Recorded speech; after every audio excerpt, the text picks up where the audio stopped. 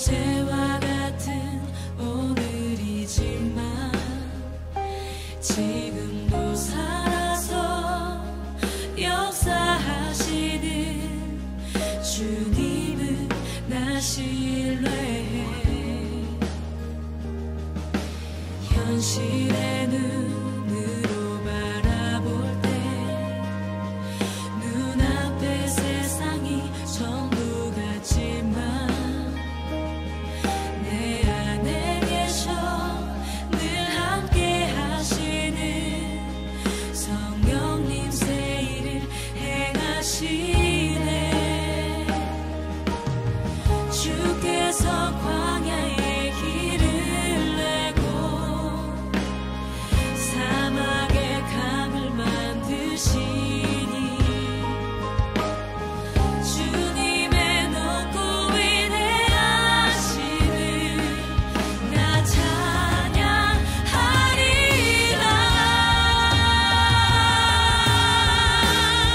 새 일을 행하시는 주님 온 맘 다해 주 찬양해. 나의 영혼이 주님의 뜻 따라 살아가게 하소서. 새 일을 행하시는 주님 온 맘 다해 주 사랑해. 새 부대가 되게 하여 주사 주님의 길 가게 하소서.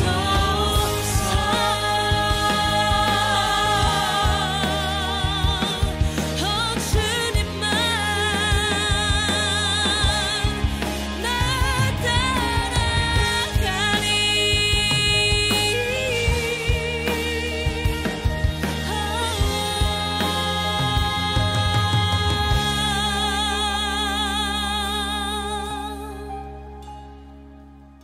샬롬, 주님의 평강이 여러분과 함께하기를 기원합니다. 오늘 성경 읽기와 말씀 묵상을 통해 하나님의 말씀을 깨닫는 지혜와 기도하고 간구하는 모든 것들 위해 응답의 열매가 충만하기를 소망합니다. 오늘 성경 읽기 내비게이션은 사무엘상 3장입니다. 아이 사무엘이 엘리 앞에서 여호와를 섬길 때에는 여호와의 말씀이 희귀하여 이상이 흔히 보이지 않았더라. 엘리의 눈이 점점 어두워가서 잘 보지 못하는 그때에 그가 자기 처소에 누웠고 하나님의 등불은 아직 꺼지지 아니하였으며 사무엘은 하나님의 궤에 있는 여호와의 전 안에 누웠더니 여호와께서 사무엘을 부르시는지라. 그가 대답하되 내가 여기 있나이다. 하고 엘리에게로 달려가서 이르되 당신이 나를 부르셨기로 내가 여기 있나이다. 나는 부르지 아니하였으니 다시 누우라 하는지라. 그가 가서 누웠더니 여호와께서 다시 사무엘을 부르시는지라. 사무엘. 사무엘이 일어나 엘리에게로 가서 이르되 당신이 나를 부르셨기로 내가 여기 있나이다. 내 아들아, 내가 부르지 아니하였으니 다시 누우라 하니라. 사무엘이 아직 여호와를 알지 못하고 여호와의 말씀도 아직 그에게 나타나지 아니한 때라 여호와께서 세 번째 사무엘을 부르시는지라. 그가 일어나 엘리에게로 가서 이르되 당신이 나를 부르셨기로 내가 여기 있나이다. 하니 엘리가 여호와께서 이 아이를 부르신 줄을 깨닫고 엘리가 사무엘에게 이르되 가서 누웠다가 그가 너를 부르시거든 네가 말하기를 여호와여 말씀하옵소서 주의 종이 듣겠나이다 하라 하니 이에 사무엘이 가서 자기 처소에 누우니라. 여호와께서 임하여 서서 전과 같이 사무엘아, 사무엘아. 말씀하옵소서 주의 종이 듣겠나이다. 하니 여호와께서 사무엘에게 이르시되 보라, 내가 이스라엘 중에 한 일을 행하리니 그것을 듣는 자마다 두 귀가 울리리라. 내가 엘리의 집에 대하여 말할 것을 처음부터 끝까지 그날에 그에게 다 이루리라.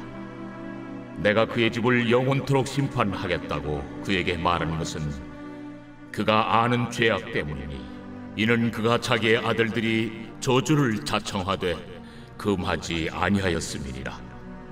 그러므로 내가 엘리의 집에 대하여 맹세하기를 엘리 집의 죄악은 제물로나 예물로나 영원히 속잠을 받지 못하리라 하였노라 하셨더라. 사무엘이 아침까지 누웠다가 여호와의 집의 문을 열었으나 그 이상을 엘리에게 알게 하기를 두려워하더니 엘리가 사무엘을 불러 이르되 내 아들 사무엘아, 내가 여기 있나이다. 내게 무엇을 말씀하셨느냐? 청하노니 내게 숨기지 말라. 내게 말씀하신 모든 것을 하나라도 숨기면 하나님이 내게 벌을 내리시고 또 내리시기를 원하노라. 사무엘이 그것을 그에게 자세히 말하고 조금도 숨기지 아니하니 이는 여호와이시니 선하신 대로 하실 것이니라 하니라. 사무엘이 자라매 여호와께서 그와 함께 계셔서 그의 말이 하나도 땅에 떨어지지 않게 하시니 단에서부터 브엘세바까지의 온 이스라엘이 사무엘은 여호와의 선지자로 세우심을 입은 줄을 알았더라. 여호와께서 실로에서 다시 나타나시되 여호와께서 실로에서 여호와의 말씀으로 사무엘에게 자기를 나타내시니라.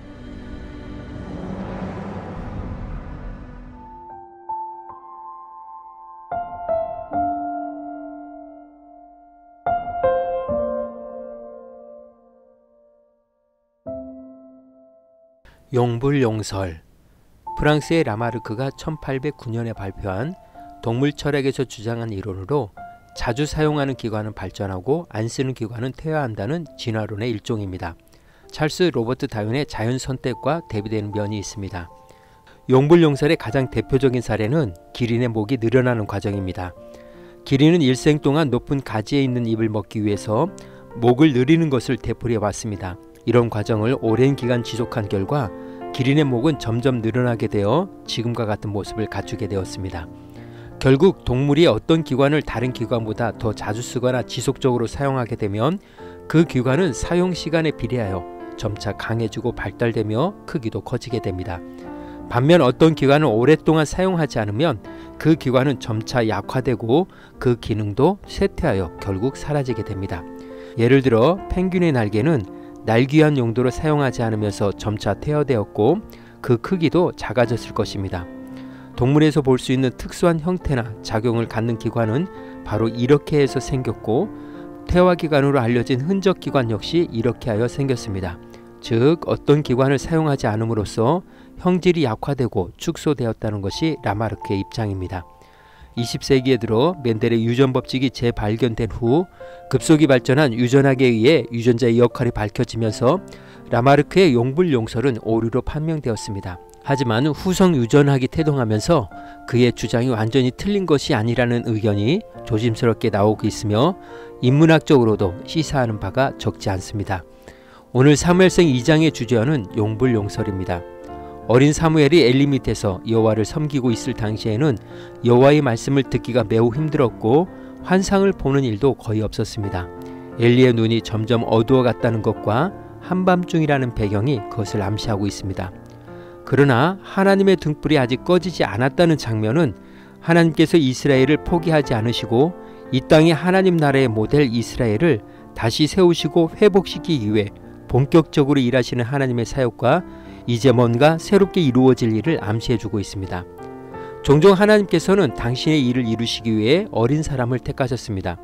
다윗은 소년이었을 때 왕으로 택함을 입었으며 요시아는 8세 때 왕으로 기름 부음을 받고 20세에 성전을 깨끗하게 하는 일을 했습니다. 이사야도 매우 어린 나이에 부름을 받았고 사도들도 젊은 나이에 성령을 받았습니다.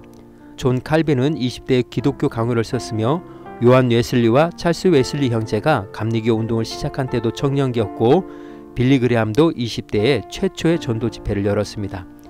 여호와께서 이날 어린 사무엘을 부르셨습니다. 사무엘은 엘리 제사장이 부른 줄 알고 그에게 급히 달려갔습니다. 그러나 엘리는 자신이 부르지 않았다고 하면서 사무엘에게 가서 자도록 했습니다. 이들은 모두 하나님이 하신 일이라는 것을 깨닫지 못했습니다. 이런 일은 그들이 여호와께서 부르신 일이라는 것을 깨달을 때까지 반복되었습니다. 하나님은 사무엘을 포기하지 않고 반복해서 부르셨습니다.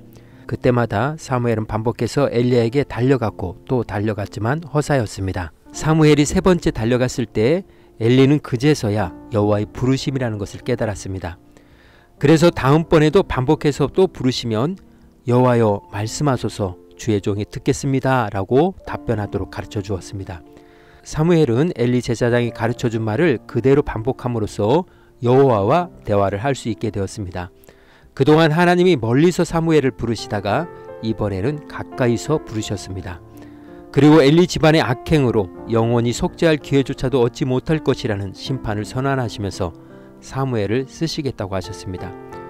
여호와의 말씀을 듣기가 매우 힘들고 환상을 보는 일도 거의 없었던 그때, 이스라엘의 왕이 없으므로 각자 자기의 생각에 좋을 대로 행하던 그때 사무엘을 통해 이 모든 것들이 바뀌게 될 것임을 시사합니다.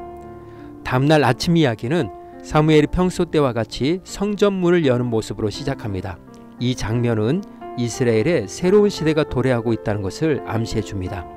아침에 사무엘을 본 엘리는 그에게서 모든 이야기를 듣고서 올 것이 왔다는 것을 깨닫고 너에게 말씀하신 것은 여호와의 뜻이므로 그분이 좋을 대로 하실 것이다 라고 했습니다. 이 사건을 통해 하나님은 경험이 많을 뿐더러 권력을 장악하고 있는 전통을 상징하는 엘리는 낮추시고 아직 어려 멀 모르는 외부 세력의 상징인 사무엘을 높이셨습니다. 이제 이전 것은 다 지나가고 새 시대가 열릴 것이라는 기대를 갖게 합니다. 여호와의 말씀을 듣기가 매우 힘들었고 환상을 보는 일도 거의 없었던 그때에 하나님께서 사무엘을 찾아와 곁에 계심으로 고갈되었던 하나님의 말씀과 말씀을 통한 하나님의 임재가 이제 풍성하게 실로에 나타나게 되었습니다. 칠흑 같은 어두운 밤 가운데서도 어둠을 물리치고 mon동을 틔우신 하나님의 구원 사역은 중단되지 않고 있음을 발견하게 됩니다. 3장은 사무엘이 온 이스라엘에서 여호와의 선지자로 인정받았음을 시사하며 막을 내립니다. 신앙생활도 용불용설과 마찬가지입니다. 계속 불러도 들을 귀가 없으면 들을 수 없고 들으려고 노력하면 들리게 되어 있습니다. 아무리 하나님께서 사인을 보내어도 믿음의 눈으로 보고 해석하지 않으면 알 수도 없고 깨달을 수도 없습니다. 달아 없어질지언정 녹슬지는 않아야 할 것입니다. 오늘 구약성경 읽기 내비게이션은 사무엘상 3장 용불용설이었습니다. 이 시간 기도의 자리로 나아갑니다. 사무엘은 하나님께 3번의 부름을 받았지만 하나님의 부르심이라는 것을 알지 못했습니다. 그러나 엘리의 가르침대로 믿음의 눈과 귀를 열어놓으니 그제서야 보이고 들렸습니다. 하나님을 위해 쓰면 쓸수록 발전하고 풍성해지기 마련입니다. 말씀의 교훈을 생각하며 기도의 자리로 나아갑니다.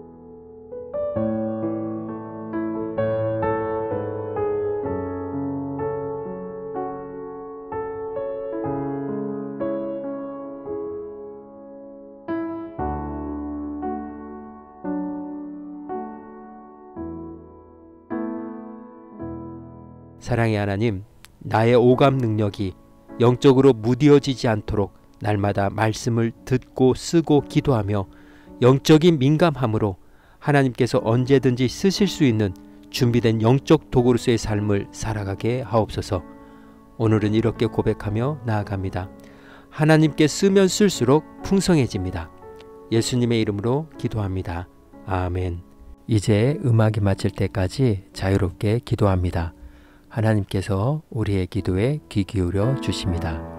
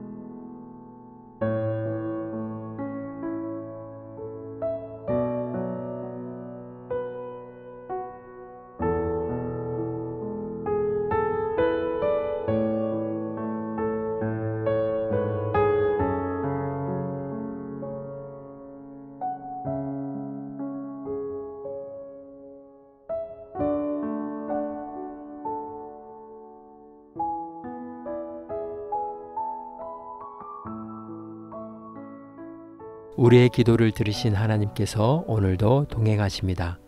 주님 안에서 성령의 새 역사를 써내려 가시길 축복합니다.